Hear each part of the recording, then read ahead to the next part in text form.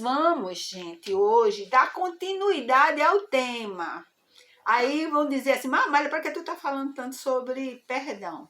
Porque assim, o perdão, ele vem acompanhado de várias coisas, né? De dificuldades, de medo, de tanta coisa. E hoje a gente vai saber o que é que nos impede de perdoar. O que nos impede. Porque a gente falou que Jesus dá toda a importância ao perdão. O que é perdoar? A gente falou sobre isso. Mas por que a gente tem tanta dificuldade de perdoar? Eu dei um toque sábado, falei de egoísmo e orgulho, não falei? Então hoje a gente vai pegar esse gancho que é para poder a gente fazer uma reflexão e fazer uma análise do nosso comportamento, das nossas ações, dos nossos pensamentos, da nossa fala. Porque a gente fala, o que a gente fala é porque o coração está cheio daquilo, né? Quando a gente fala, pensa. Então, hoje a gente vai falar sobre essa questão do egoísmo, que vem por conta de quem? Do orgulho. O egoísmo é filho do orgulho. E eu sempre falo assim, que para mim um está ligado ao outro sempre. Se existir egoísmo, existe orgulho. Se existir orgulho na pessoa, existe egoísmo. Um não está desassociado do outro. É como eu falo sempre, a doutrina espírita jamais fica desassociada do Evangelho de Jesus. As duas andam juntas, entendeu? Para poder realmente nos esclarecer. Então, o egoísmo e o orgulho andam juntos. Eles são ali agarradinhos, né? Ele, lá no Evangelho segundo o Espiritismo, os Espíritos falam justamente que ele é filho do egoísmo, o orgulho. Mas eles vão elencando um bocado de fatores e eu peguei os pontos para a gente analisar aqui. Ele diz o seguinte, assim, ó, é o devorador de todas as inteligências. O egoísmo é o devorador de todas as inteligências. Então, isso quer dizer que se você é egoísta, orgulhoso, você não é inteligente. A inteligência não passa por aí. A inteligência passa pela quê? Pela lei do amor. O amor que está egoísmo e amor. Se você é egoísta, você não ama. O seu amor é aquele amor de posse, de eu quero, eu posso, é meu, aqui quem manda sou eu, tem que ser do jeito que eu quero. E isso a gente vê muito, gente, dentro do próprio lar da gente, né? Quando muitas vezes a gente tem um pai, aquele pai que acha que o mundo gira em redor dele e que dentro de casa ele se transforma num carrasco. Por quê? Porque tem que todo mundo estar sujeito a ele. E isso é egoísmo e falta de inteligência. Porque se ele fosse inteligente, ele não faria isso. Ele acolheria todos os participantes da família, daria compreensão, tolerância, amor, e seria justamente aquela pessoa que estava ali à frente daquela família, trabalhando com aqueles elementos para que transforme num lar que vibre nas emoções do amor. Mas não acontece, muitas vezes não acontece isso. Lá fora, são homens vistos pela sociedade como uns de bem, muito sérios, né? Um bom dono de casa, um marido exemplar, mas na realidade são seres egoístas e orgulhosos, que não pensa um segundo nos outros membros da família. E agem também assim quando são chefes, quando estão à frente de alguma atividade em alguma instituição que ele faça parte, né? São pessoas terríveis.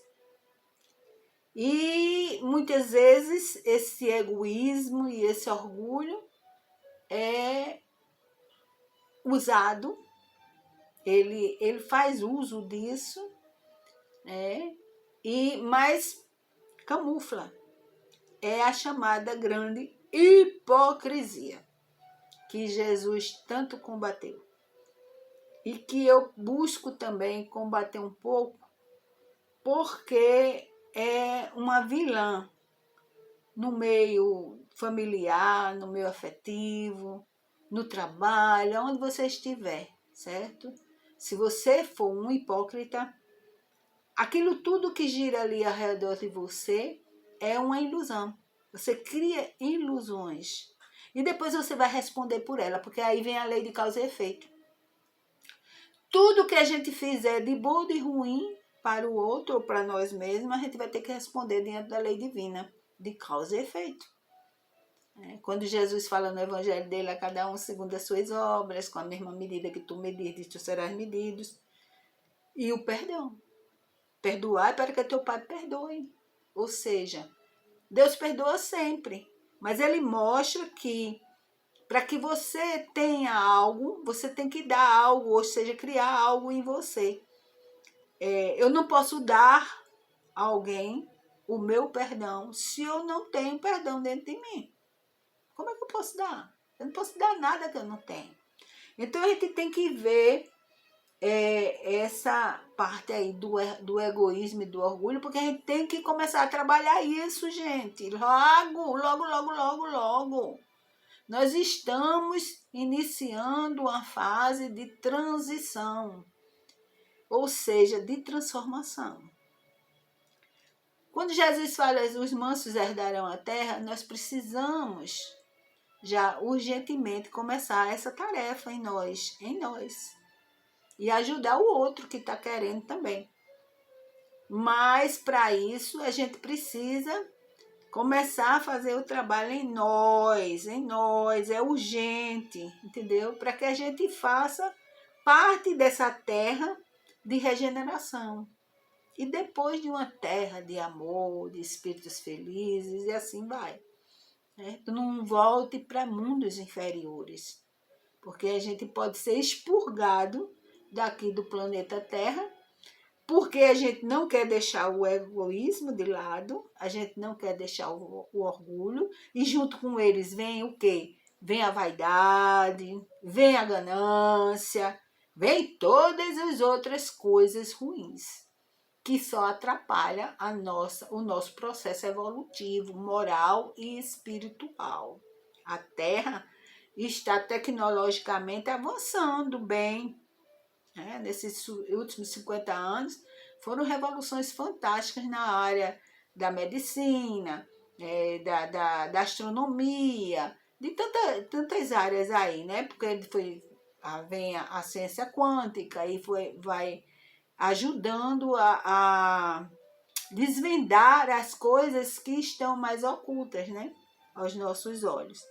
Mas é preciso zelar pelo nosso caráter, pela nossa moral, que é onde a gente fala moral e bons costumes. E a gente só tem se a gente começar a se destituir, expurgar da gente o egoísmo e o orgulho. Quem colocou Jesus na cruz? Quem foi? Foram os romanos. Foi Pôncio Pilatos. Quem colocou Jesus na cruz foi o orgulho e a vaidade dos fariseus, dos saduceus e dos escribas, junto com o egoísmo de Pilatos. Pilatos sabia que Jesus era justo. Era um homem justo, que não via nada nele para que ele fosse receber esse castigo que era dado aos ladrões e assassinos, ou seja, era um castigo de morte na cruz, né? Por que eles não quiseram, os saduceus, os escribas e fariseus, não colocaram Jesus na lapidação para morrer através de pedradas? Por quê? Porque eles não queriam arcar com as suas responsabilidades, porque eles sabiam que ia mandar apedrejar um homem inocente. Então, eles bateram em Jesus, e muito, muito, muito mesmo, né?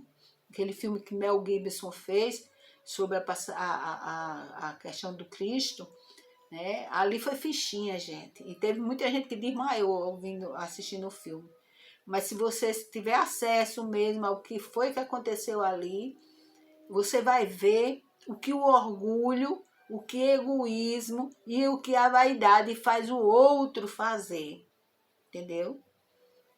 Porque eles ficaram amedrontados, achavam que Jesus ia tirar o quê? O poder deles. E esse poder é o quê?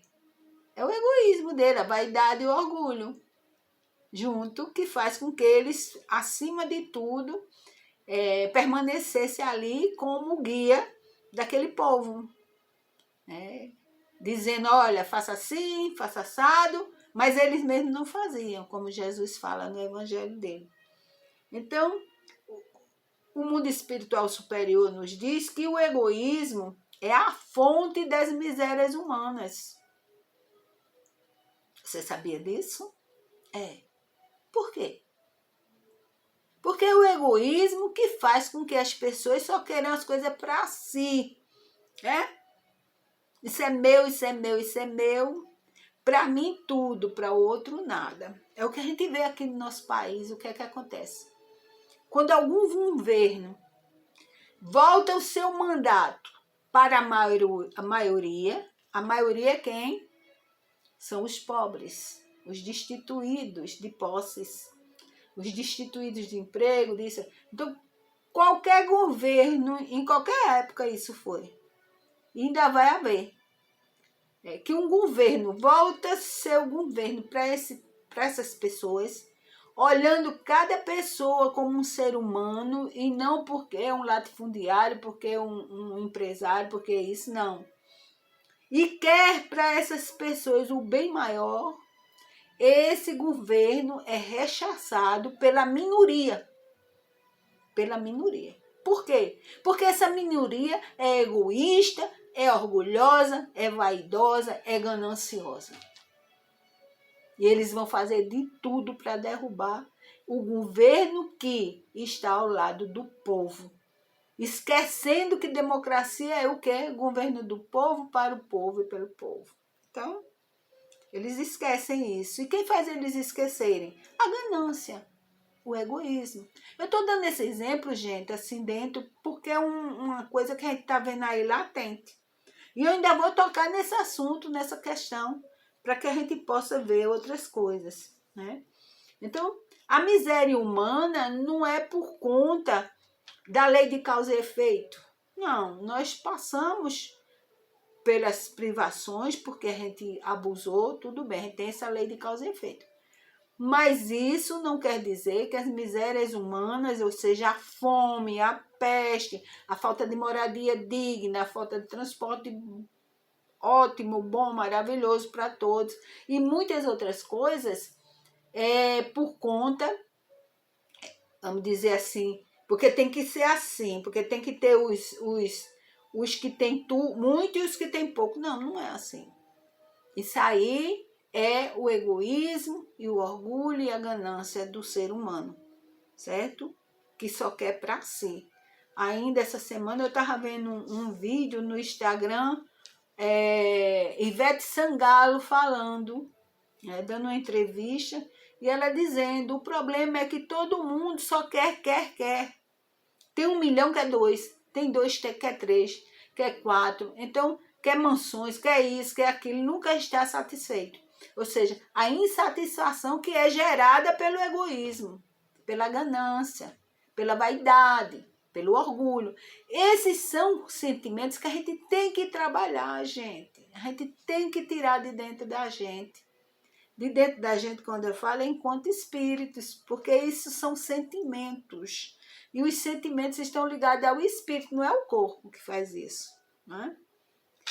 Ele diz também, a espiritualidade maior diz também que é um obstáculo à felicidade dos homens, e é um obstáculo à felicidade dos homens.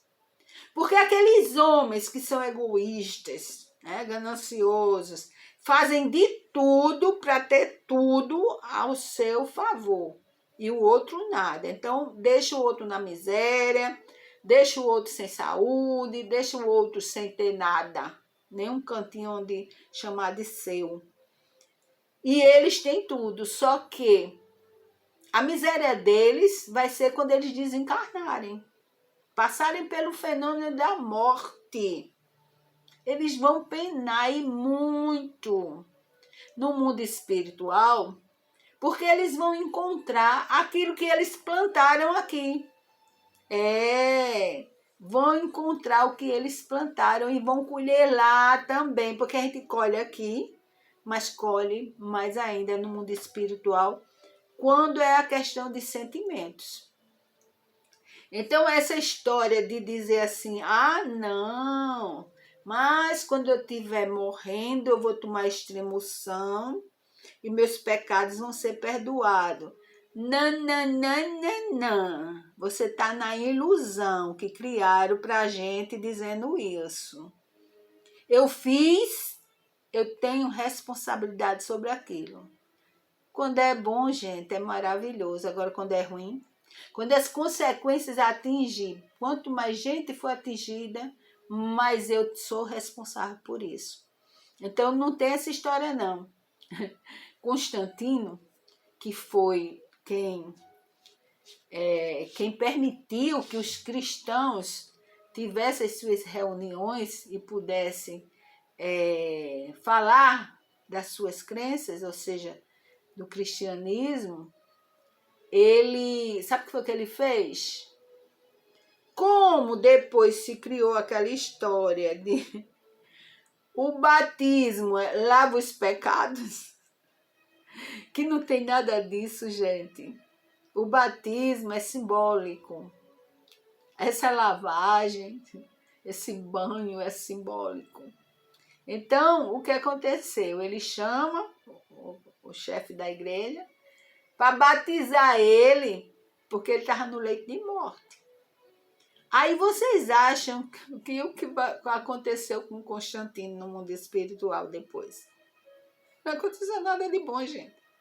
Ele mandou matar a sogra, mandou matar a esposa. Foi. Pintou e bordou. Aí na hora que estava sabendo que ia morrer, aí me deu o batismo, ou seja, eu agora vou me tornar cristão. E para os pecados ser perdoados. Não é assim não, gente. Não tem essa... Agora fazer como a história. Não tem essa boquinha, não. Mas não tem mesmo. Sabe por quê? Porque você infringiu leis divinas e naturais. Quando eu infringo as leis divinas, eu vou ter que responder pelos meus atos. Não só os atos. Lembra-se que pecar ou errar por pensamentos, palavras e obras? Nós também erramos quando pensamos. Porque quando a gente pensa, a gente gera energia. Se eu penso negativo, eu gero energia negativa e isso vai atingir as pessoas, o grupo ou a pessoa que eu estou gerando aquela energia e vai atingir a mim também, porque vai vir em dobro para mim depois. Então, não adianta. É a coisa certa, sem ilusão. Certo? Sem ilusão. Como Jesus fala, assim, sim, não. Quente ou frio, não morno. Você planta o que quer. Por quê? Porque você tem o livre-arbítrio, ou seja, existe a lei de liberdade. Agora, as pessoas muitas vezes fazem dessa lei de liberdade que a lei seja de libertinagem, e não é. É de liberdade. Você pode escolher o que você quiser fazer. mas você vai ter que responder por aquilo. Se for bom, maravilhoso. Se for ruim, terrível. Então, ninguém foge disso. Pode ser católico, pode ser protestante, pode ser espírita, umbandista, budista, o que for. A lei funciona do mesmo jeito para todos. Pode ser branco, preto, amarelo, vermelho, rico, pobre, analfabeto, doutor. Funciona do mesmo jeito para todo mundo.